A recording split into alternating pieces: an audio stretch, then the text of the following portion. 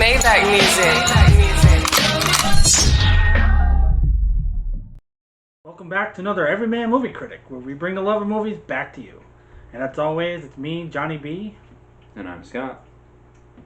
So this week, with spring fever going on, and even though it hasn't started, we're going to do baseball movies. The best baseball movies in our opinion. They haven't canceled baseball yet, and I don't think they're still doing all their training and stuff, so I think they're gonna be Well, ready. I hope.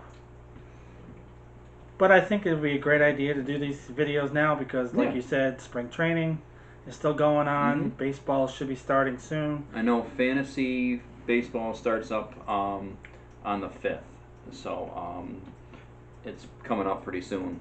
So if you guys are a part of a fantasy baseball league, this video is for you. And we dedicate it to you guys out there. So anyway, we'll start out with probably one of the more recognizable ones, and that's Major League. I mean, everybody knows about that. And what I found funny about that movie, Tom Berenger and Charlie Sheen are in that. Mm-hmm. And a year before that, they played mortal enemies in a war movie, Platoon. Which I thought was kind of neat because in Major League 1 and 2, they're best friends. So it's kind of cool to see how how actors can really act like they're either enemies, want to kill each other, and then in the next movie together, a year later, they're in a baseball movie together, a comedy, to show that they can have that wide range, which both of them do have. Tom Berenger played an evil son of a bitch in Platoon. I'm sure you remember that movie. And Charlie Sheen was an innocent, wet behind the ears until he got out there and I've never been the hugest fan of war movies. I mean, I've watched quite a bit of them. Going right down to Saving Private Ryan and all those. When those two came out together that one year, they had one had a whole bunch of stars, the other one had a couple people in it. Yeah. But I was never really the biggest fan for war movies. But yeah, I know what you're talking about. But I did love baseball movies. I kind of seem to love. Oh yeah, they're good.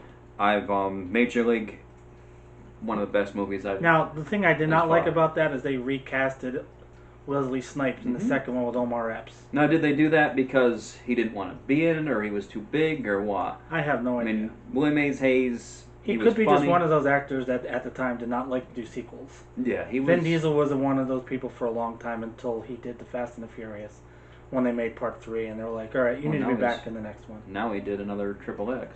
Well, yeah, because he's realizing that those movies make money. Yeah. People love sequels, and he's doing it for his fans. So Wesley Snipes, who knows? Yeah. He could have been too big. He might have been working on other projects. The good thing was, I mean, yeah, they're different, and they don't. It's right around the time of White Man Can't Jump, so maybe. Wesley Snipes and Omar Epps, they don't look alike, but they made him look similar, and they changed it up. He tried to do his voice too. Remember? Yeah. When he was in that action movie, White Thunder, Black Hammer, whatever it was called. Black Hammer, yeah. He tried to do his voice. He's like, "Arr." He had that grovelly Wesley Snipes voice, and I'm like. But what they did to make up with the difference is they said that he worked out more, so he was a little bit more bulky. Because he wanted to be a power hitter instead of a runner. Because he hurt his leg in the movie. Yeah. That would have never happened back then. If you were that hot of a commodity with the Major League team, they would never sign off on you doing a movie like that, an action movie, unless they knew every stunt guy was going to be doing all your stunts and so forth. All right, let's go on to some more ones. But the third one, not as good. I like that. I like the minor leagues, back to the minors. Yeah. I did like some of the other characters, Tanaka or whatever that guy. They brought him back. You got no marbles, that guy. They brought him back. They brought back Serrano. They brought back. They did bring back some of the good ones. They got the rookie pitcher from Major League 2, or not pitcher, I mean catcher that couldn't throw. Rube, yes, Rube Baker. Rube Baker. He came back. What I liked about it is they actually took one of the best actors, Scott Bakula. Yeah. Yeah. They had Scott Bakula and then they had Dorn was in it again. Roger Dorn. He owned the team, and he put him back. He put himself back at the. And then they had active roster. The guy from Revenge of the Nerds and from Married with Children. What's his name? Ted McGinley? Yes. Oh. He was the coach of the Twins. Oh. And the AAA team was... Yes, I know the movie. Yeah. All right. But yeah, that was fantastic. All three Major League movies are fantastic movies. Now the next one I want to talk about, Bull Durham. That's with Tim Robbins and Kevin Costner. Kevin Costner did 2 movies back in that time frame. Baseball, he did Field of Dreams, James Earl Jones, and another character from Timothy Busfield from Revenge of the Nerds, Poindexter. He was in Field of Dreams. But Bull Durham was about a movie, minor league team. Talk about minor teams, where him and the pitcher both fall in love with the same woman who picks a guy every year from their AAA team and sleeps with them all summer long. That her name was? No, not her name. The pitcher was Nuke LaRue. That's Tim Robbins' character? Oh, yeah. Oh, okay. I never knew the name. I saw that. I remember, because when I was a kid, it was always on HBO or something, and it was one of those R-rated. Yep. Bull Durham. In case you needed a reminder. Then there was Bad News Bears. Who could ever forget that? And the sequels. Walter Matthau. The original sequels. But they left out. I mean, I didn't like him as much. They kept Kelly Leak in there, which was Jackie Earle Haley, who ended up playing Freddy Krueger in the remake of Nightmare on Elm Street. He was in The Watchmen as Rorschach. That's where. Okay, you know what's funny? What? The other night, I was doing some research for New Moon, which we're going to be a video coming up eventually here. He plays the bad guy in one of the movies that we were watching. It was called Doll Man. Oh. And he's so funny. I mean, he's like one of the only major guys that are in a movie from New Moon, which is that's what they do basically. We'll get into that another time. But yeah, he was in that, and I kept seeing him, and I didn't realize it was Kelly Leak. And now that you say that again, every time I see him, it reminds me of it.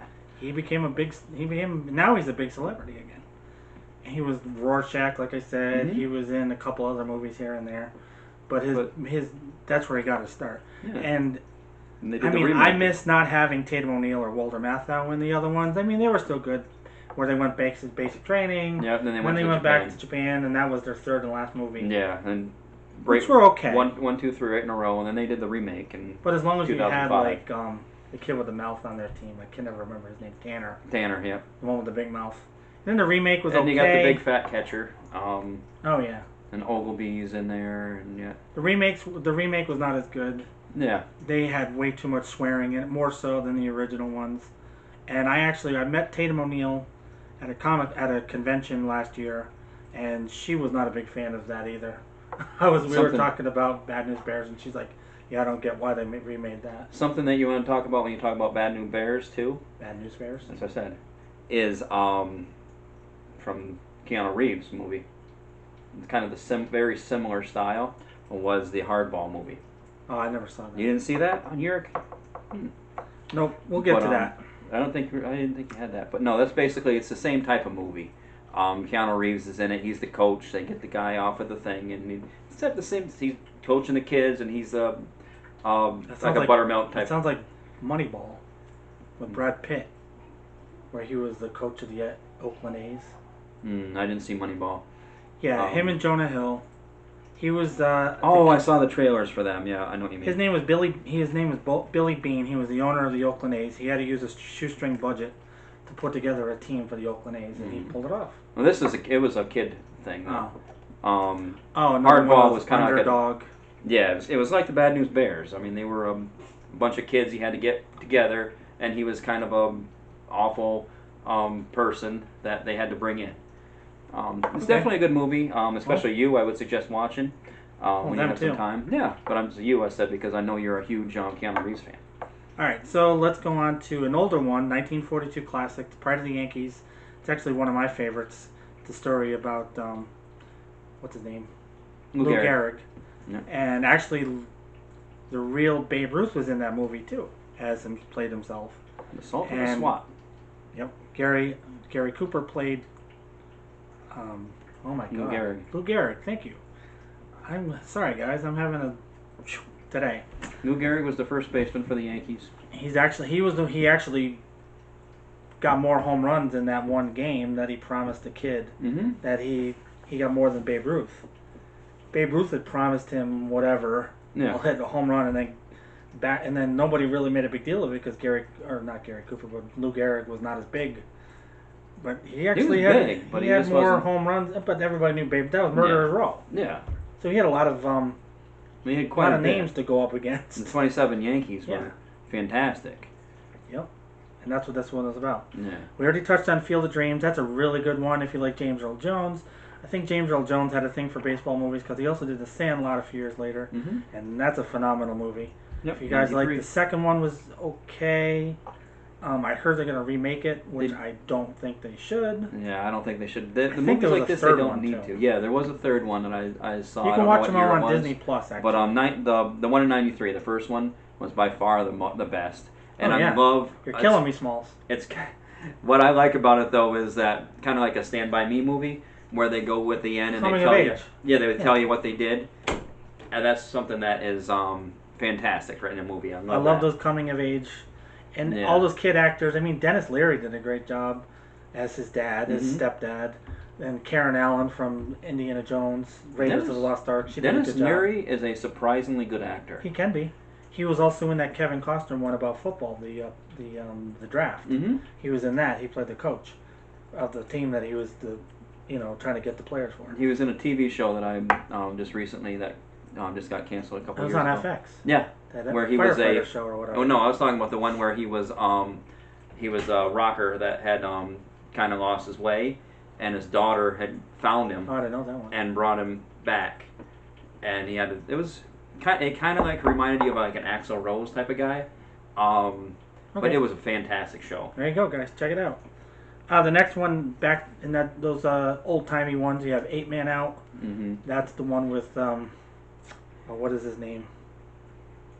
Shoeless Joe Jackson is the main. 8 Man Out. John Cusack was what I was thinking of. It's about the 1919 Black Sox scandal. About they were accused.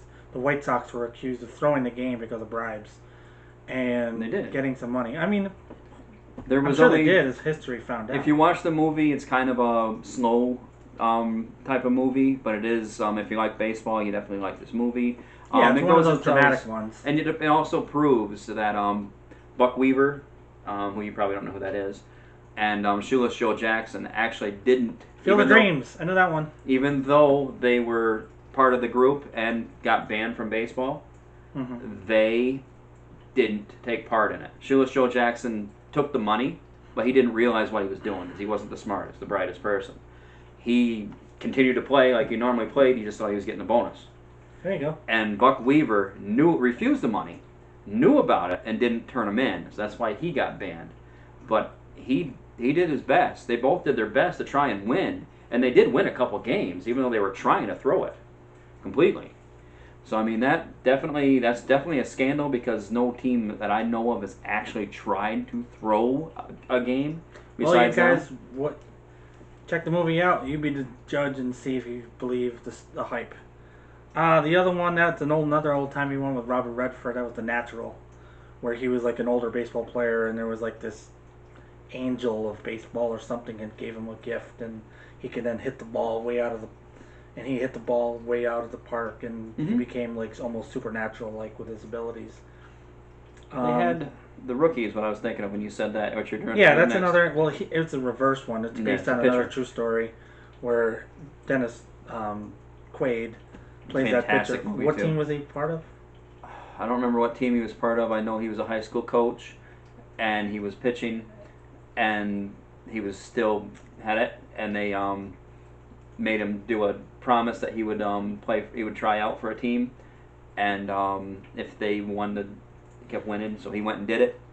He made the baseball team. He became a relief pitcher because he was old, so he couldn't stay. He used to be a starter until he hurt his arm. He became he did a lot of those kind of movies back then. He did in his second coming of acting. That's what I call him. Second coming, when an actor was huge in the 80s, and then he was gone away, and then he has another huge comeback in the 2000s. He was also in Any Given Sunday, where he has like a similar character, where he's like an old football player, a quarterback who should retire and doesn't want to for reasons. So guys, go check out the Rookie. That was a good one. The Rookie's definitely very good. Another old-timey one, 42, which is out in like 2013, 2015, somewhere around there, with Chadwick Boseman. You guys know him as Black Panther. Now at the MCU, not Robert Redford. Oh my goodness. The guy who plays Indiana Jones. Harrison Ford. Harrison Ford was Okay. the owner of the team who was all behind Jackie Robinson. It's a movie about Jackie Robinson. Jackie Robinson. I mean, it was kind of like '61 that Billy Crystal made the about the Yankees from 1961, where they had Roger Maris and Mickey Mantle battling for who was going to break the record for home runs. But they're both true stories. Jackie Robinson, I didn't see. I wanted to see it. Didn't have any problem. Who was with the one that missing Jose Canseco kept going up against back in the '90s for the home run king? He had Mark McGwire on his team. Because they kept. Yeah. They were both Bash Brothers. They were in the. They were on the same team. Yeah, on the Angels. I mean, on the Angels, on the A's. Were they both? They did both the home run derbies, right? Yep.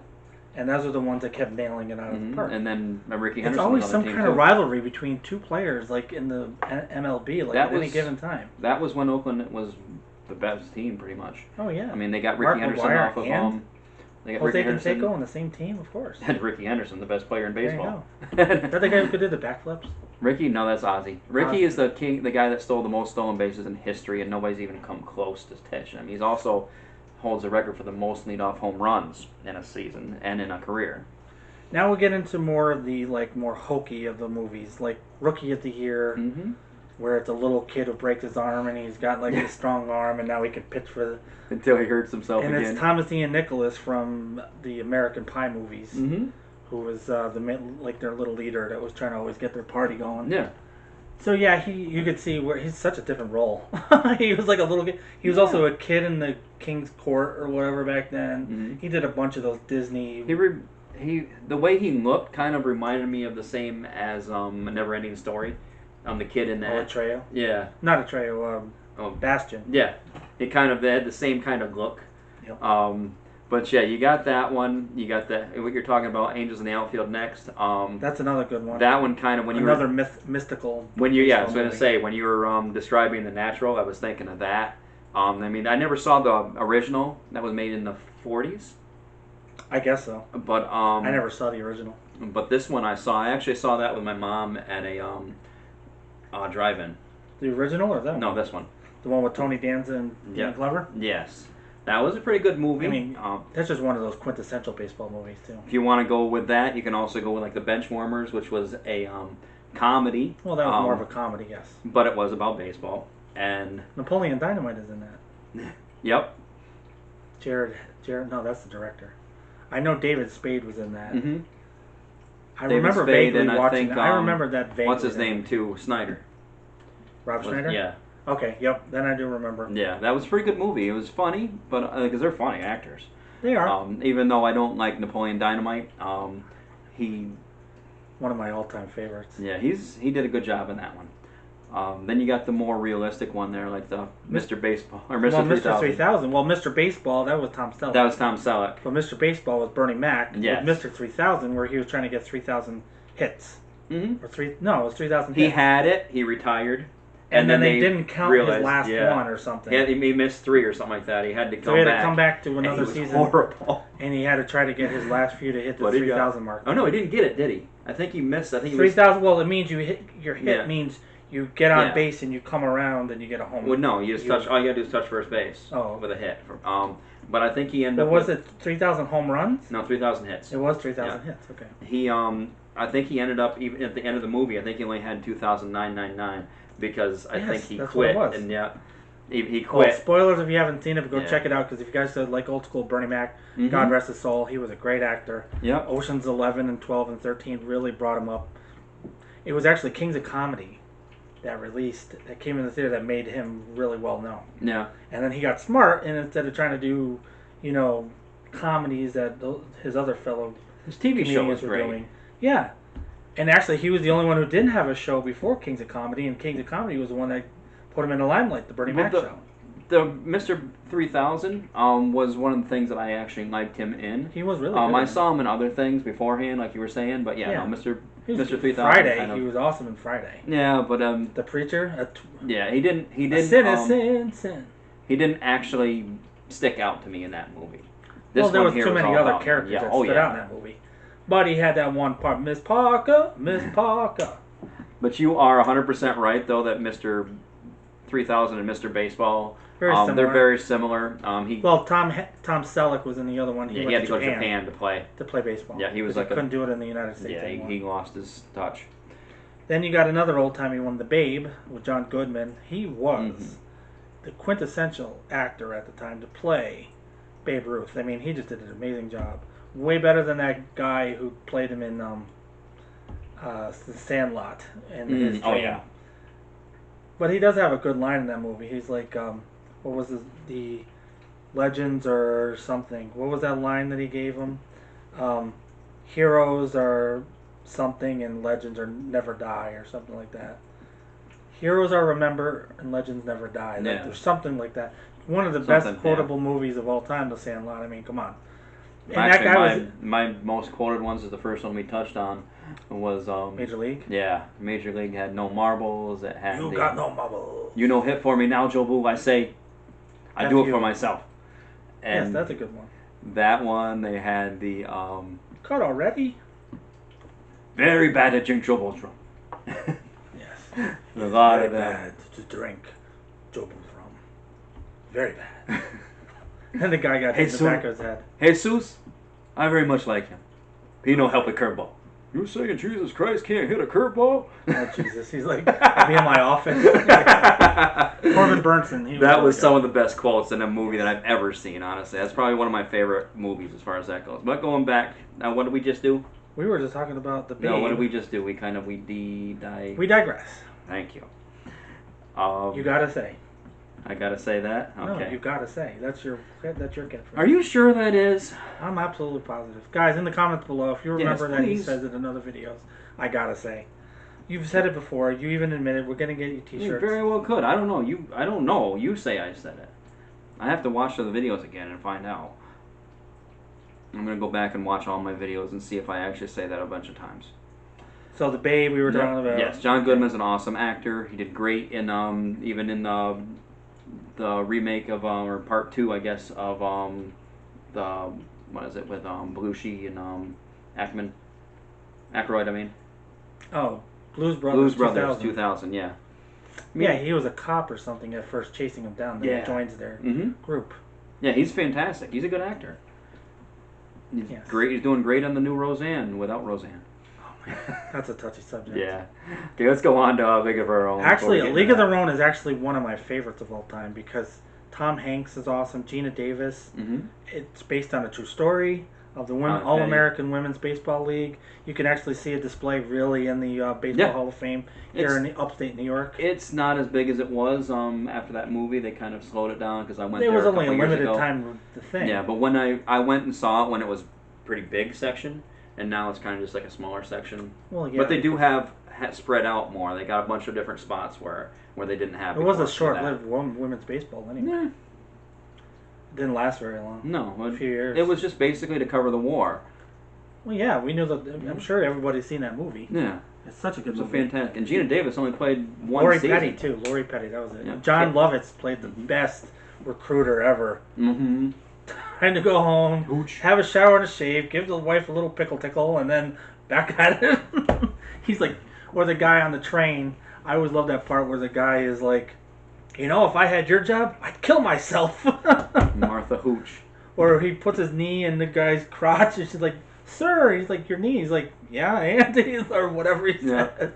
Marla Hooch, yeah. Remember they showed like all they were. Yeah, like, they had it all close up, and then they had her zoomed out. Yeah. Marla Hooch, what a hitter. That's all they said. That was so great.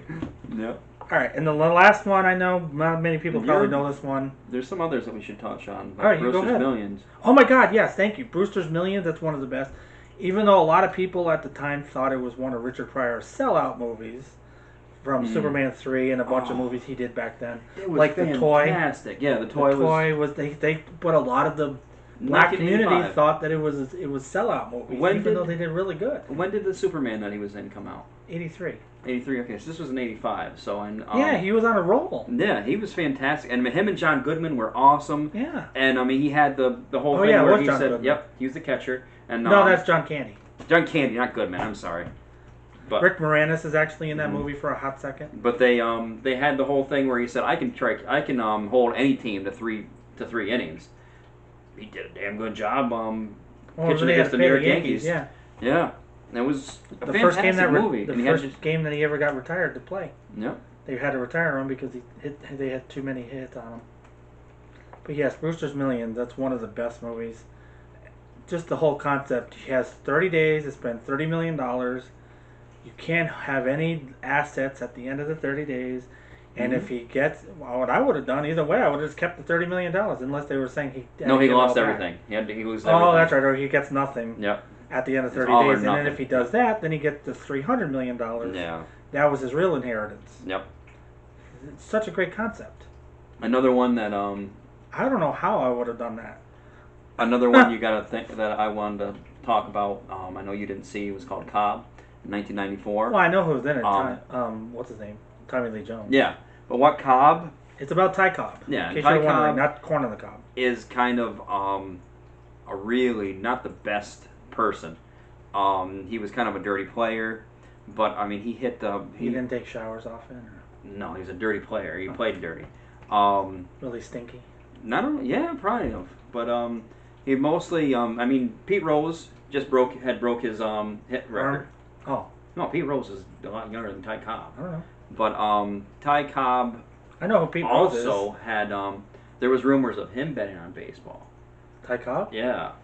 It would not be the first time that people bet on their own team. Yeah. Come on. Even Sylvester Stallone bet on himself and Over the Top. Mm-hmm. I honestly, as long as you're not betting against your team, or when he was a manager, because that means you're and he was shaving points. betting against his team to lose, that's different. But if you're betting, it's like, oh, my team's going to win. I'm 100% confident. I'm putting $100 down on the Reds to win. I don't have a problem with that, honestly. And I still think, no matter what he did, I think Pete Rose belongs in the Hall of Fame. There's a lot of controversy behind that. There's a few people that I think belong in there. I mean, he's in the Wrestling Hall of Fame, but Pete Rose's? Yep. Why is he in the Wrestling Hall of Fame? WWE 3 times he got thrown, body slammed by Kane, and so I do remember him coming in there. Oh my God, yes. So they put him in the Hall of Fame. Trump's in the Hall of Fame. Wait, do you have any other ones you want to talk about? That's I was just going to talk about Summer. Well, Catch. there's Summer Catch. That's another Freddie Prinze Jr. and Matthew Lillard movie and Jessica Biel. Anyway, that's beside the point. That's a fantastic movie too. It is a good movie. If you guys like good baseball movies, good comedy, it's about a pitcher who's in a AAA team, lives in the town where it's like a bunch of people who want to get into the majors come to this team in this small, basically just a one-hit town just for the summer. And there's a girl that sleeps with a random guy also, kind of like all of Bull Durham. Yeah. And Freddie Prinze plays this pitcher who holds himself back. He's like afraid to succeed. And this is the season where he falls in love with this girl, and then amazingly he can all of a sudden do it. Yeah. His dad kept pushing him, and his brother even kind of bumped him into it. His drunk, the brother who owned the bar and stuff. Well, wasn't the brother? He was a really good player at one point. He used to be, yeah. Yeah. And then they were disappointed at and Fez was in it. For all you that 70s show fans, Fez was in that movie too. Foreign exchange student. But definitely, Summer Catch is a great movie. I definitely recommend that as well. Yeah, it came out like 2001. Honestly, if I know quite a bit about baseball, especially from those years. Guys, in the comments below, try to stump Scott. That's what I was going to say. If there's something that you want to ask me, I'll be happy to answer it. As I don't do a lot of comments on there. I gotta change that. I think everybody knows my opinions from when they watch the video. But I do thank you when you come and when you comment to us. All right, so we're gonna wrap it up here with that one. Summer Catch. So if you like this video, you want to see more great content, make sure you subscribe, turn on notifications for new videos. We are posting twice a week now, Sundays and Thursdays, or Monday and Thursday, depending on how things go. Was uploading. Hit the like button. Share this content on social media. That helps us blow up. And we're up to 57 subscribers now. I just want to say thank you guys for making that a reality. And hopefully we'll get more. And we'll see you guys next time.